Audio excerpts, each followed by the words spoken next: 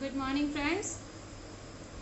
आज हम AC circuit का लास्ट टॉपिक देखेंगे, resistance, inductance and capacitance in series. RLC आपको कनेक्शन देखना है जो कि सीरीज में कनेक्शन है। आपको इससे पहले मैंने पिछले वीडियोस में आरएल और आरसी पढ़ा चुकी हूँ। अब इसको देखिए, सबसे आपको आरएलसी का कनेक्शन देना है तो आपको इसके लिए सबसे पहले क्या होगा, 3 एलिमेंट लेने पड़ेंगे, आर, एल और सी। इन तीनों को आप क्या करिए, कनेक्ट कर दीजिए किसके थ्रू, सीरीज में। और किसके थ्रू कनेक्ट करेंगे, एसी सप्लाई के, एसी थ्रू पढ़ना है। तो ये हो जाएगा आपका आर, एल और सी। इसको रिप्रेजेंट करते हैं हम वी आर से, इसको रिप्रेजेंट करते हैं हम वी एल से, और इसको रिप्रेजेंट करते हैं हम वी सी से। तो वोल्टेज ड्रॉप होता है और ये आपका क्या है, वी। तो इसके लिए सबसे पहले आपको फेजर रिप्रेजेंटेशन बनाना होता है। तो आपको क्या करना होगा कि आपका जो रेजिस्टेंस होता है वो आपने देखा अभी तक, आर एल पढ़ा या प्योर आर पढ़ा, आपका सेम फेज होता है, यानी आपका वी आर क्या होगा, सेम फेज पे होगा। ये आपका बनेगा आपका ये आपका जो इंडक्टर के केस में होता है वो क्या करता है, लैग करता है, और कैपेसिटर के केस में क्या करता है, लीड करता है, जो आपको हमने पहले पढ़ा है। तो ये आपका क्या हो जाएगा, वी एल, और ये हो जाएगा आपका वी सी। वी सी होगा माइनस ऑफ वी सी होगा क्योंकि नीचे की तरफ है, या फिर आप यहाँ पे भी लिख सकते हैं वी एल माइनस वी सी। आप इसको यहाँ से यहाँ जोड़ दीजिए तो ये आपका टोटल क्या हो जाएगा, वी, और किसके क्रॉस एंगल निकलेगा, फाई एंगल के थ्रू। तो यहाँ पे हम एजम्पशन मान लेंगे वी डी ए ओ सी, इस तरीके से हम इसका एंगल मान लेंगे। ठीक है दोस्तों, इसका एक और डायग्राम आप बना सकते हैं, जैसे कि इम्पीडेंस निकालना होता है तो उसको दिखाने के लिए आप इस तरीके से इसको आर लिख सकते हैं, इसको जेड लिख सकते हैं, और यहाँ पे एक्सएल माइनस एक्ससी लिख सकते हैं। ठीक है दोस्तों, ये आपका इस तरीके से भी बन जाएगा, और ये आपका क्या है, फाइव ओ बी। ठीक है दोस्तों, इस तरीके से अब आप करेंगे क्या, सबसे पहले आपको लेट एज्यूम करना पड़ेगा। क्या चीज एज्यूम करना है कि वी आर क्या होता है, आई इंटू आर, मतलब रेजिस्टेंस में जो आपका वोल्टेज ड्रॉप होता है वो किसके कारण होता है, और V L is equal to क्या होता है, आई इंटू एक्सएल। ठीक है, वही चीज इंडक्टर में आपका वोल्टेज ड्रॉप किसके कारण होता है, V C is equal to आप क्या लिख सकते हैं, आई इंटू एक्स सी। ठीक है दोस्तों, तो आपका जो ये ग्राफ मैंने बनाया है इसके थ्रू आप क्या अप्लाई करेंगे, पाइथागोरस थ्योरम। तो आप क्या लिख सकते हैं, V square is equal to V R square plus V L minus V C का होल स्क्वायर, या फिर आप इसको लिख सकते हैं V is equal to under root V R square plus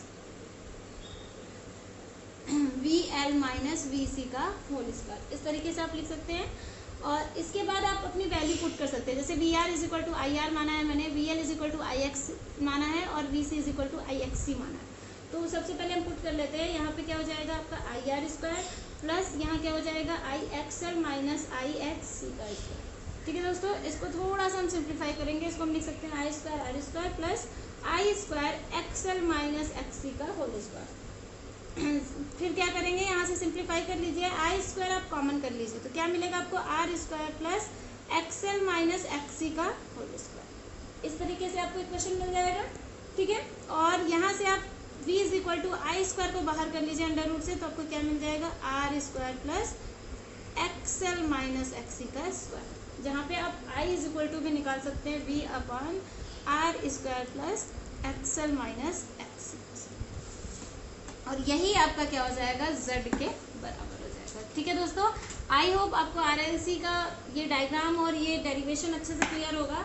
इसके बाद दोस्तों क्या निकालते हैं, टेन फाई निकालते हैं। तो टेन फाई क्या होगा, P अपन B। तो इसके अकॉर्डिंग देखिए, ये आपका परपेंडिकुलर हुआ और ये आपका बेस हुआ, तो हम क्या लिख सकते हैं, XL minus XC upon R. यहाँ से आप क्या निकाल लेंगे, टेन फाई। ठीक है दोस्तों, अब आता है आपका पावर फैक्टर निकालना है।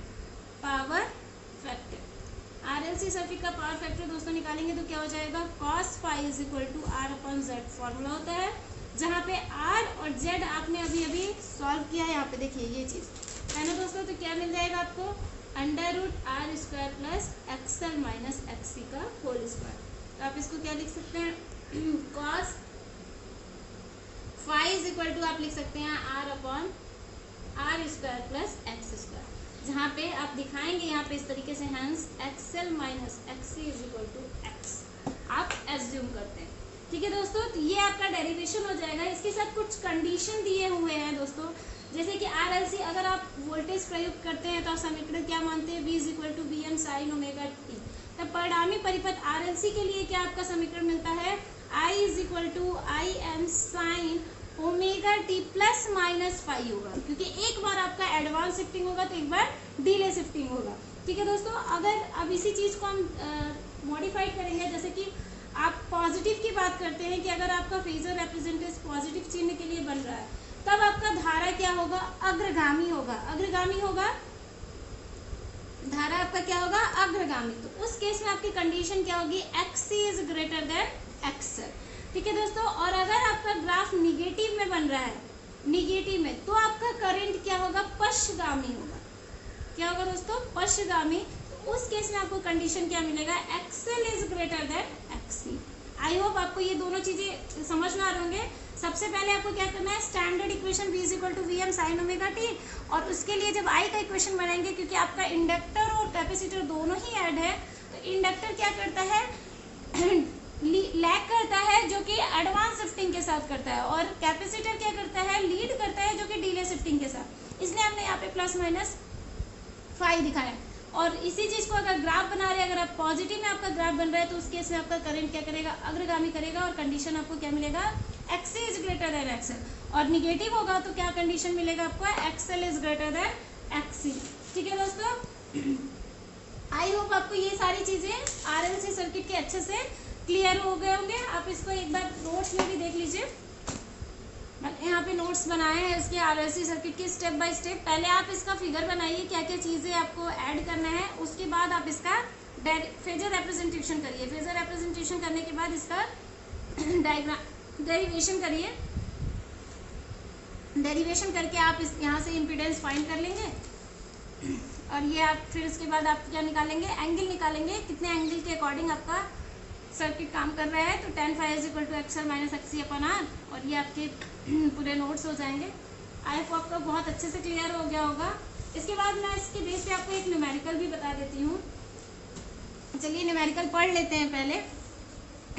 देखिए क्या दिया हुआ है कि एक कुंडली जिसका प्रतिरोध 10 ओम तथा प्रेरक 0.1 हेनरी है, ठीक है, 150 माइक्रोफैरेड के संधारित्र के साथ श्रेणी क्रम में जुड़ी है। इस परिपथ के आर पर प्रयुक्त वोल्टता 220 वोल्ट 50 हर्ट्ज है। निम्न ज्ञात कीजिए। क्या ज्ञात करना है आपको, परिपथ में धारा यानी I निकालना है, शक्ति गुणांक यानी पावर निकालना है, कुंडली के आर पर का वोल्टता निकालना है। कुंडली के आर पर का वोल्टता मतलब आपको VRL निकालना होगा, VLC निकालना होगा। ठीक है दोस्तों, तो सबसे पहले आप देख लीजिए क्या क्या दिया है, गिवन करिए। तो गिवन करिए अपने इस क्वेश्चन के अकॉर्डिंग सॉल्यूशन। देखिए प्रतिरोध दिया है, यानी R इज इक्वल टू आपको कितना दिया हुआ है, 10 ओम। इंडक्टर दिया हुआ है कितना, 0.1 हेनरी। उसके बाद कैपेसिटर दिया हुआ है दोस्तों कितना, 150 माइक्रोफैरेड। ठीक है दोस्तों, और साथ में आपको फ्रीक्वेंसी भी दी हुई है 50 हर्ट्ज, और वोल्टता भी दी हुआ है 22। ठीक है दोस्तों, आपको क्लियर हो रहे होंगे। अब आपको करने क्या है, सबसे पहले आप डायग्राम बनाएंगे। तो देखिए R, L और C, यही सारी चीजें आपको दिया हुआ है। R इज इक्वल टू दोस्तों आपको कितना दिया हुआ है, 10 ओम। L इज इक्वल टू कितना दिया है, 0.1 हेनरी, और C इज इक्वल टू आपको कितना दिया हुआ है, 150 माइक्रोफैरेड। यहाँ पे आपका सप्लाई है जो कि कितना दिया हुआ है, 220 वोल्ट। तो आप इसको किसके रिप्रेजेंट करते हैं, VR से, इसको किससे रिप्रेजेंट करते हैं, VL से, और इसको रिप्रेजेंट करते हैं DC से। ठीक है दोस्तों, ये सारी चीजें आ जाएंगी। तो सबसे पहले आप क्या निकालेंगे, XL निकालेंगे, क्योंकि इम्पीडेंस फाइंड करने के लिए आपका XL और XC जरूरी है।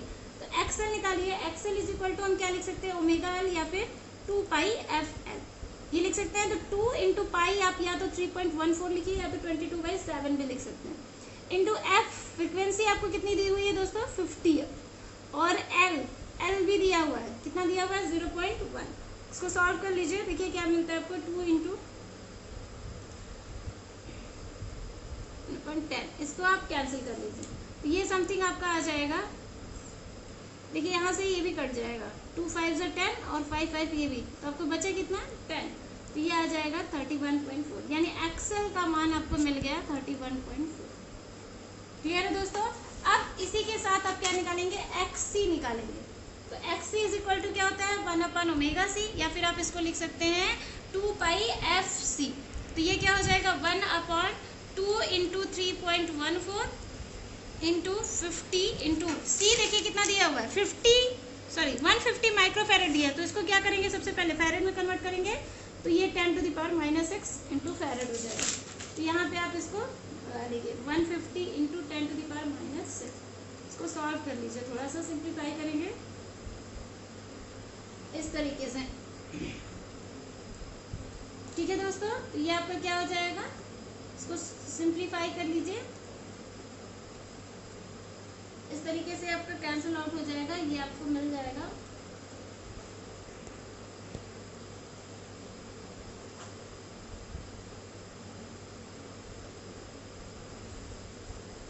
ये आ जाएगा, आप इसको सॉल्व कर लीजिए।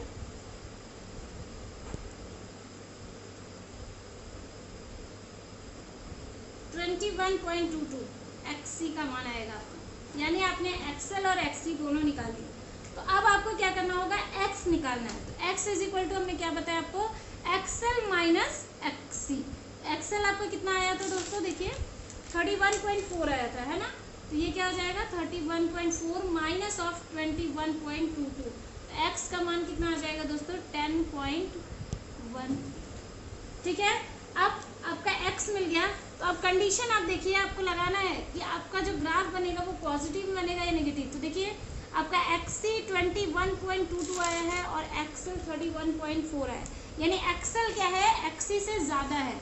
जब हम यहाँ पे कंडीशन लिखेंगे XL is greater than XC, उसके बाद आप क्या निकालेंगे, Z।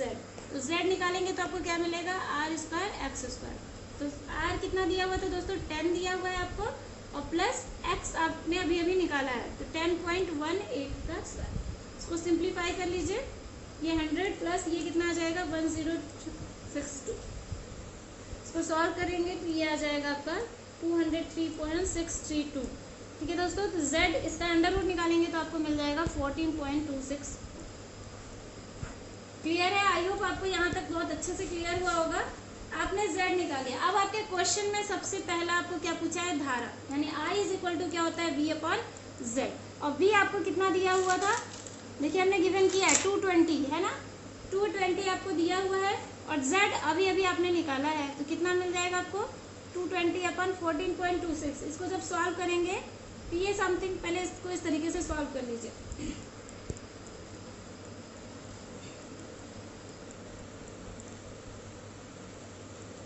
इसको जब सॉल्व कर लेंगे तो ये आ जाएगा आपका 15.42 एम्पियर। आई निकाले हैं आप, ठीक है, तो आपको आई मिल गया। अब इसके बाद आपको दोस्तों क्या निकालना था, आपके क्वेश्चन के अकॉर्डिंग शक्ति गुणा यानी पावर। तो पावर क्या होता है, cos phi is equal to R/Z, और R आपको कितना दिया हुआ था 10, और Z आपने निकाला था 14.26। इसको भी सॉल्व कर लीजिए।